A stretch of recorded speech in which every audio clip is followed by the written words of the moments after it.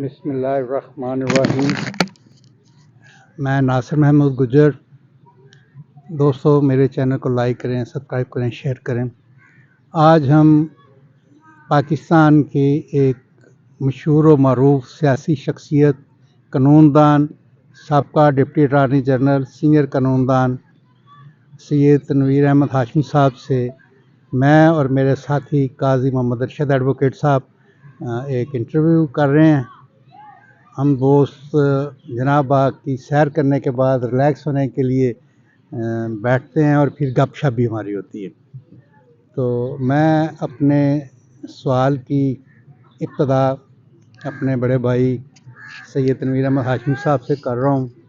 شاہ صاحب، اس وقت ملک کی موجودہ سیاسی صورتحال پہ آپ ایک بریف کریں اور بتائیں کہ ملک اس وقت پولیٹیکلی، اکنامیکلی، مذہبی طور پہ ملک کس طرف جا رہا ہے اور اس کے مسائل کا حل کیا ہے؟ بسم اللہ الرحمن الرحیم۔ شاہ صاحب بہت بہت شکریہ،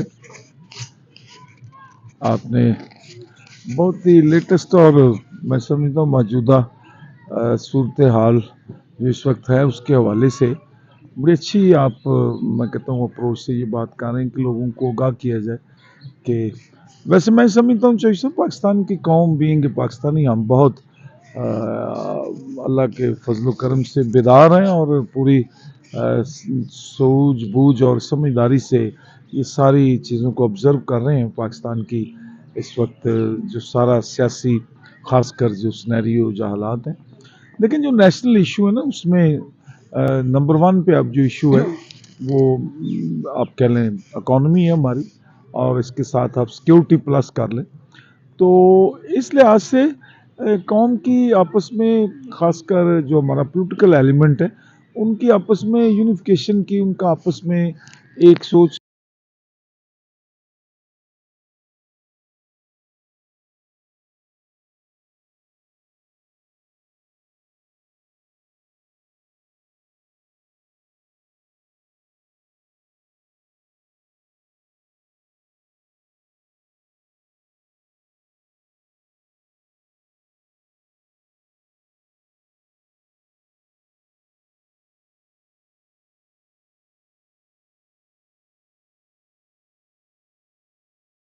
سار کر رہا ہے یہ ملک اور قوم، لیکن یہاں پہ آپس میں یونیفارمٹی نہیں ہے اور اس کی بیسک وجہ جو سب یہ ہے، میں دیکھیں آپ کو ایک بات بتاؤں کہ بیسک دیکھیں اپنے ایک پلاننگ کا ایک ڈپارٹمنٹ ہے، جیسے پاکستان میں یہاں پہ ایک پلاننگ ڈوین ہے، اس کی منسٹری ہے باقاعدہ اس میں آپ دیکھیں اس کی پروگریس یا اس کی آپ ایڈوانسمنٹ دیکھیں کیا ہے کہ کبھی اس کے پلان کو قوم کو آگاہی نہیں کیا گیا کہ ہمارے ملک کی، ہمارے جو سوشل سائنٹسٹ ہیں جو اندر بیٹھے ہوئے ہیں ملک کے، جو بیوروکریٹ ہیں اتنی آپ کہہ لیں کہ ان کی ماشاءاللہ آپ کہہ لیں کوالیفیکیشن ہے اور بڑا انٹلیکچولی سمجھا جاتا ہے ہمارے انسٹیٹیوشنس کے ساری جو ایلیمنٹ ہیں ان کو کہ یہ بہت انٹلیکچولی ساؤنڈ ہیں اور اپنے ملک کے لیے بہت بہتر انداز میں چیزوں کو یہ ڈرائنگ اینڈ ڈیزائن جو ہے کرنے میں ماہر، لیکن ویری کہہ لیں انفارچونیٹلی کہ آج تک کبھی ایسا ابھی تک سامنے پروگرام کوئی ایسا آیا نہیں جس سے ہم یہ سمجھیں کہ انشاءاللہ پاکستان اب بہت آپ کہہ لیں سموتھ انداز میں چلنا شروع ہو گیا۔ مثلا آپ دیکھیں یہاں پہ مارشل لا کی بات کی جاتی ہے، لیکن چاہیے صاحب اگر ڈیپلی آپ دیکھیں ایوب سے شروع ہو جائے تو پاکستان کا جی ڈی پی ریٹ دیکھیں آپ کیا ہے، اسی طرح کرتے کرتے آپ ایون مشرف کے دور تک آ جائیں تو آپ حیران ہو جائیں گے کہ پاکستان کا G D P rate in جن کو ہم کہہ رہے ہیں کہ یہ سارے یوزرپر اور یہ سارے ڈکٹیٹرشپ کے دور ہیں، لیکن ان میں جی ڈی پی ریٹ بہت مناسب رہا ہے۔ اب بھی آپ دیکھیں کہ باہر کی دنیا میں ہمارا امیج اس وقت یہی ہے کہ پاکستان میں جو سیاسی آپ کہہ لیں سموتھنس ہے وہ نہیں ہے، تو اس کی بیسک وجہ میں سمجھتا ہوں ہماری بہت بڑی ذمہ داری ہے، خاص کر ان لیڈران کی جو سیاسی طور پہ اس ملک کی قیادت کر رہے ہیں، لیکن یہ ایسا نہیں ہے۔ دوسرا آپ دیکھیں سیکیورٹی کا ایشو بلوچستان اور کے پی کے کا آپ دیکھیں جو اس وقت ہماری بارڈر کی صورتحال ہے، آئے دن جو کیجویلٹیز ہیں چاہیے صاحب اس کو پوری دنیا دیکھ رہی ہے اور اس میں نیشنل انٹرنیشنل انٹیلیجنس جو ہے وہ سارا ایک مل کر بھی دے آر ٹوگیدر، لیکن ایون دین وہ چیزیں آؤٹ آف کنٹرول ہیں، کنٹرول نہیں ہو رہی. اس کی کیا مین وجہ ہے؟ میں سمجھتا ہوں چاہیے صاحب بہت زیادہ ملک اور قوم کے مفاد کے پیش نظر ڈائلگ جو ہے نا ڈائلگ ہونا چاہیے.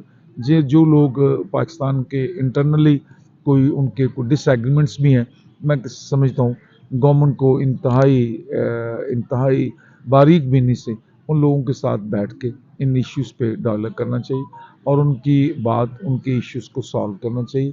جو ملک اور قوم کے مفاد میں ان کو وہ سٹیپس لینے چاہیے.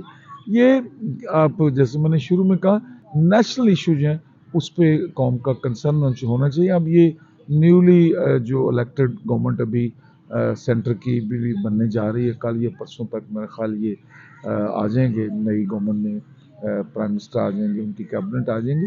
تو ان کے پیش نظر جو نیشنل ایشو ہیں ان کا جو ہے نا ادراک، اس کو سمجھتے ہوئے نیشنل ایشوز کو پرائورٹی دینی چاہیے.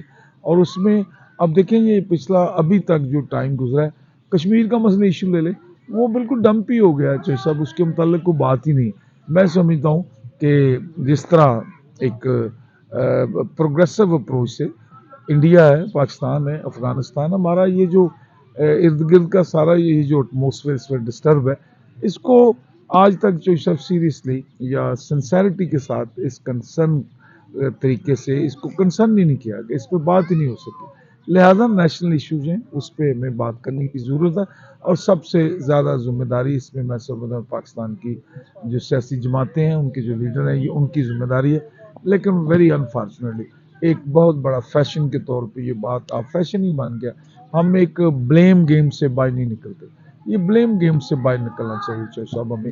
میں سمجھتا ہوں کہ دیکھیں اگر یہ بار بار اس بات کو ہم کیا جائے کرتے ہیں کہ اسٹیبلشمنٹ تو اسٹیبلشمنٹ دیکھیں کہ اس ملک کا بہت بڑا ایک فیکٹر ہے، ایک اسٹیک ہولڈر ہے. ملک کی ساری آپ کہہ لیں سرحدیں، ملک انٹرنل ایکسٹرنل ڈسٹربنس میں ان کا ایک بہت بڑا میجر رول ہے. اور اگر انتہائی ریزنیبلی اپنے انٹرسٹ جو ہیں، سیاسی مفادات ہیں، ان کو پس پش ڈال کر اور بہت ہی انتہائی آپ کہہ لیں مفادات پرستانہ سیاست چھوڑ کے اگر ملک اور قوم کی بہتری کے لیے آپس میں بیٹھ کے ڈائلگ کے تھرو انٹرنلی اور ایکسٹرنلی سارے معاملات کو طے کیا جائے تو اس کا اللہ کے فضل سے کوئی نہ کوئی حل نکل آئے گا. بہت بہت شکریہ جے صاحب. شاہ صاحب، آپ نے فرمایا اپنی اس کی کہ جی کنسنسس ہونا چاہیے، ڈائلاگ ہونے چاہیے. شاہ صاحب، آپ نے سیاسی سفر جس جماعت سے شروع کیا 88 سے لے کے 99 تک دو دفعہ پاکستان پیپلز پارٹی اور مسلم لیگ نون اس ملک میں حکومت پہ آئی، پھر 99 میں ایک کو ہوا مسلم لیگ نون کے خلاف. شاہ صاحب، وہ کو جو ہوا ہے آپ بھی باخبر ہیں، میں بھی باخبر ہوں. بہت سے معاملات اس وقت آپ نے اور ہم نے دیکھے کہ وہ کو جو ہوا ہے وہ خالی اسٹیبلشمنٹ کا کو نہیں تھا. اسٹیبلشمنٹ نے اس کو کرنے سے پہلے جتنی مین پولیٹیکل پارٹی تھی تمام پولیٹیکل پارٹی کی لیڈرشپ سے ملاقاتیں کی. اسٹیبلشمنٹ سے مراد میری ISI کے چیف اس وقت کے جنرل سان نے تمام پولیٹیکل پارٹی جن کا ایک بھی نمائندہ اسمبلی میں تھا اس کی لیڈرشپ سے ملاقات کی. اور ملاقات کرنے کے بعد فائنلی وہ اس نتیجے پہ پہنچے کہ اب نواز شریف کو اس ملک کی جو چلتی حکومت اس سے نکالنا چاہیے.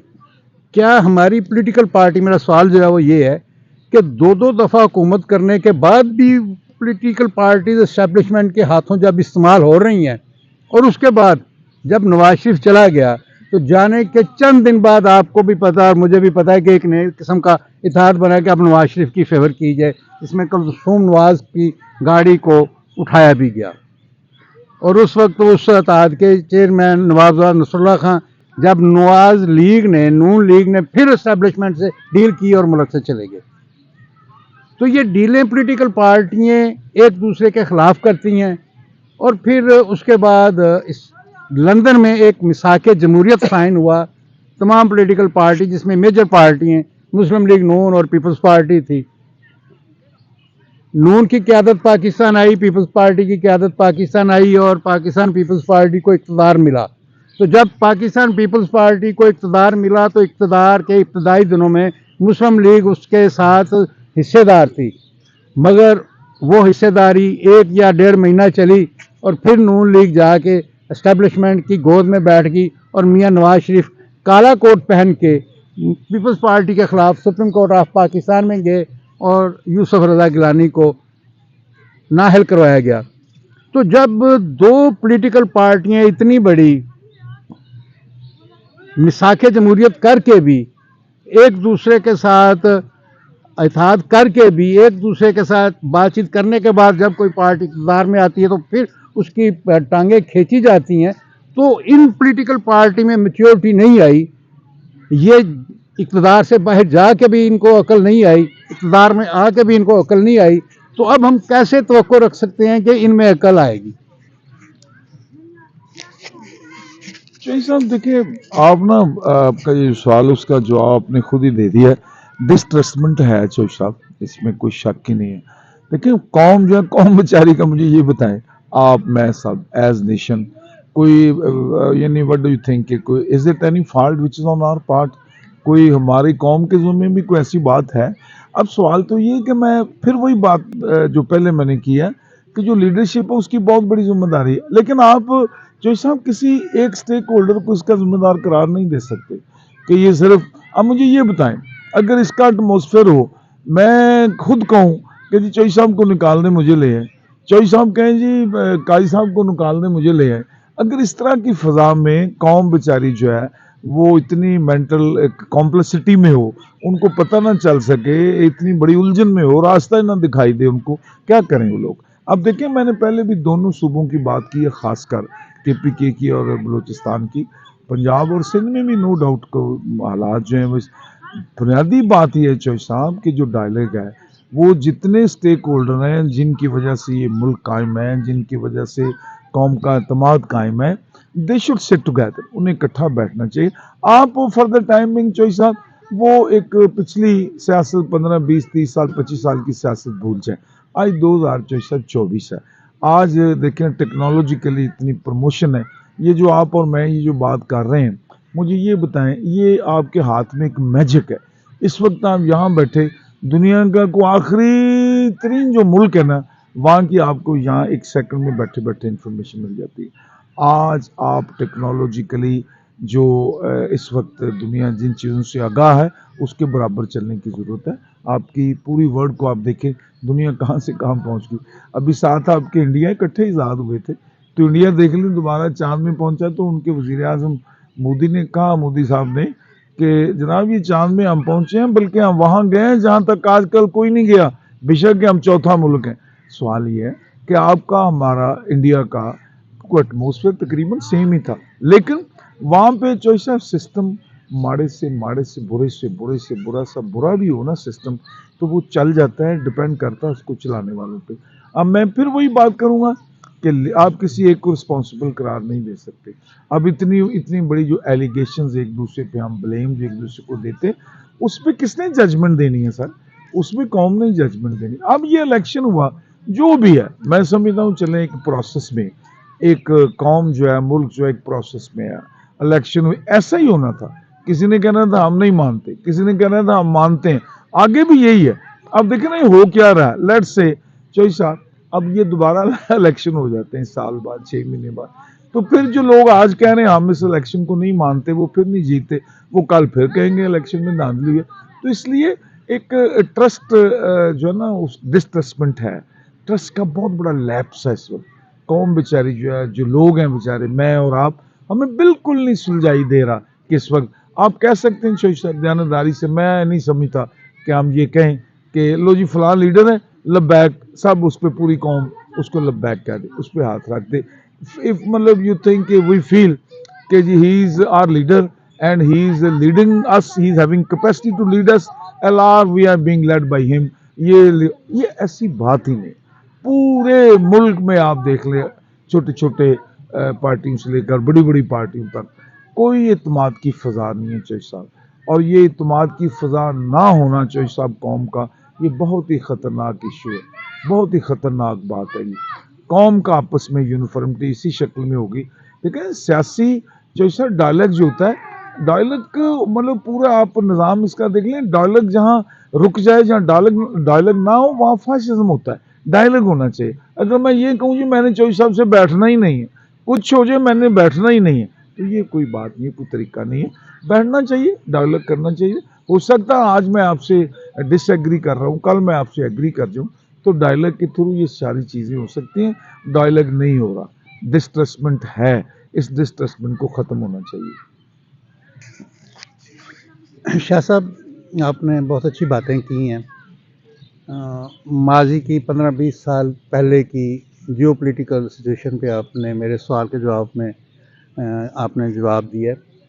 اب میں آپ سے ماضی قریب کا ایک سوال کرنا چاہوں گا کہ تحریک انصاف کی حکومت کے خلاف جب عدم اعتماد آیا تو پی ڈی ایم کی شکل میں ایک اتحاد مرکز میں اور پنجاب میں اقتدار میں آیا. جب یہ اقتدار میں آیا تو جو کچھ مساق جمہوریت میں ان دو جماعتوں پی ڈی ایم کی جماعتوں نے ایک سیاسی جو مساق جمہوریت کا ایک لیٹر لکھا تھا یا وہ ایک یادداشت لکھی تھی، وہ یادداشت پس پش ڈال کے جس پارٹی سے حکومت چھینی، جو کچھ یہ ایک دوسرے کے خلاف پی ڈی ایم کے دو میجر پلیئر پی پی اور مسلم لیگ نون ایک دوسرے کے خلاف کرتے رہے، وہی کچھ انہوں نے پاکستان تحریک انصاف کے ساتھ اس سے زیادہ شدت میں انہوں نے کیا. اس جماعت کو انہوں نے الیکشن کمیشن کے تھرو ڈسکوالیفائی کروایا. اس جماعت کو اس اتحاد کے موجودگی میں اس وقت کے موجودہ چیف جسٹس آف پاکستان نے اس کا نشان چھینا. تو جب یہ دونوں اقتدار والی اس وقت جماعتیں یہ ایک دوسرے پہ ٹرسٹ نہیں کرتے، تو جو ان کا ارائیول اب نیا ایک بنا ہے یہ اس پہ بھی ٹرسٹ نہیں کرتے، تو جو روش ان کی آپس میں تھی وہی روش انہوں نے اس جماعت کے ساتھ اپنا. اس پہ آپ کا کیا موقف؟ جی صاحب دیکھیں، پہلی بات تو یہ ہے، میں سچی بات ہے میں اس چیز کا قائل ہوں کہ میں آپ ساری قوم، سیاسی لوگ خاص کر لیڈر آپس میں، سیاسی پارٹیاں آپس میں، دیکھیں جب تک سفسٹیکیشن نہیں نہ آئے گی لینگویج میں، سفسٹیکیشن نہیں آئے گی ہماری اسپیچ میں، سفسٹیکیشن نہیں آئے گی آپس میں ایک دوسرے کے لیے حوصلے کی، برداشت کی، تو اس وقت تک کچھ نہیں ہوگا.